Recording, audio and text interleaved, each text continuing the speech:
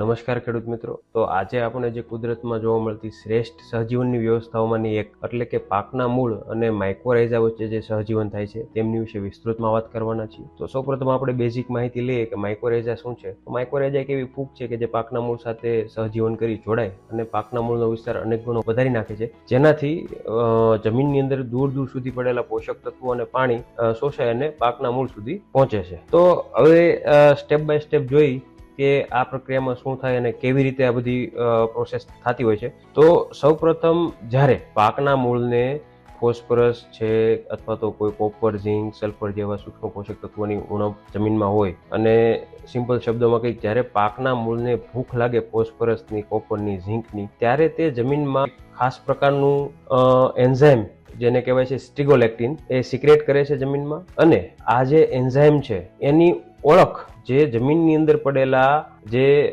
માઇકોરાઇઝાના સ્પોર છે જે સુષુપ્ત અવસ્થામાં તેને ઓળખી લે છે અને સક્રિય થાય છે અને પોતાના ફૂગના હાઇપી એટલે કે જે તંતુઓ છે તે મૂળ તરફ મોકલે છે. હવે આ જે માઇકોરાઇઝા ફૂગના જે તંતુઓ છે મૂળ તરફ જઈ અને મૂળ પાસે જઈ અને MIC ફેક્ટર મુક્ત કરે છે, જેને પાકના મૂળ ઓળખી અને પોતાની કોષ દિવાલમાં જે સંરચના છે એમાં ફેરફાર કરી અને મૂળની અંદર આ ફૂગના જે તંતુઓને પ્રવેશવા માટેનો અવકાશ આપે છે. હવે જ્યારે આ ફૂગના તંતુઓ મૂળની અંદર પ્રવેશે છે, મૂળના જે કોષની અંદર પ્રવેશે છે, ત્યારે આ તંતુઓ વિભાજિત થઈ અને જે ઝાડની ડાળી હોય એવી એક જટિલ રચના અંદર બનાવે છે અને મૂળના કોષો સાથે જોડાય છે. અને આ જ મુખ્ય એ રચના છે કે જેના થકી માઇકોરાઇઝા ફૂગ અને પાકના મૂળ એકબીજા વચ્ચે ખોરાક, પોષક તત્વો અને પાણીની આપ-લે કરે છે. બરોબર. તો હવે આ જે રચના બની, હવે આમાંથી આ રચના દ્વારા જે માઇકોરાઇઝા ફૂગના જે સ્પોર છે તે ખોરાક મેળવશે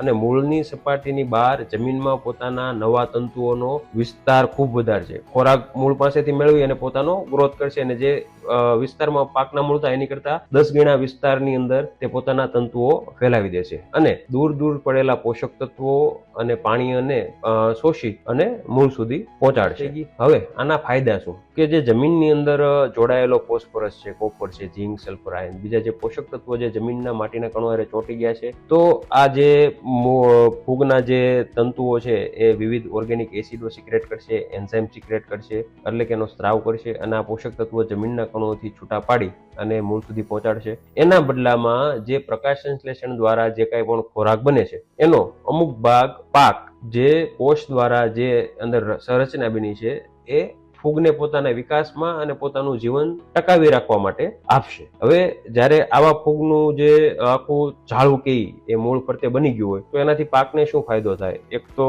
પાણીની ખેંચ સામે રક્ષણ મળે, મતલબમાં દૂર દૂરથી પાણી અને પોષક તત્વો મળવાના છે. બીજું કે હાનિકારક જે રોગ છે એને ફૂગની લાગવા દે, સુકારો છે, ઉગસુક છે, મૂળનો સડો છે, નેમેટોડ જે કૃમિ રોગ, કૃમિગાંઠનો રોગ છે એની સામે પ્રોટેક્શન આપશે. એ સિવાય જે પાકના મૂળના જે તંતુ છે એની કરતા જે આ ફૂગના તંતુ છે ખૂબ જ પતલા હોય એટલે માટીના કણો વચ્ચે જે ખૂબ જ ઓછી જગ્યા છે ત્યાં પણ તે ત્યાં સુધી પ્રવેશ છે અને તેની અંદર રહેલું પાણી પણ શોષીને આપશે. એટલે દુકાળ જેવી પરિસ્થિતિ હોય તેની સામે પાકને લડવા માટે જે કઈ શક્તિ જોવે તો આ ફૂગના તંતુઓ દ્વારા તેમને મળે છે.